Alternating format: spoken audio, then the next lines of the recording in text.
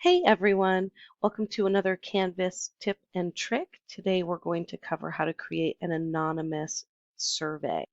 Anonymous surveys can be used for informal course evaluations or just to get a general read on how your students are doing in your class. So let's jump in.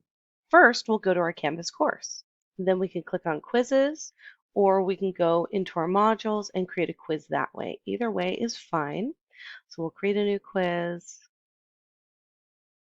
And really, you'll do this the same way you create any other quiz where you'll go into the questions tab and add questions here.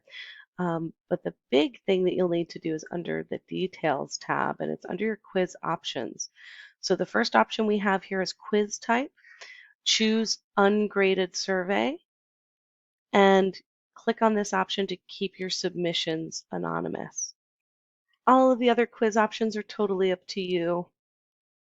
Once you hit save and publish, you're good to go. So that's all there is to it. Make sure that when you create your quiz, you'll make the quiz type an ungraded survey, and you will keep those submissions anonymous. I hope this tip has been helpful. Thanks for watching.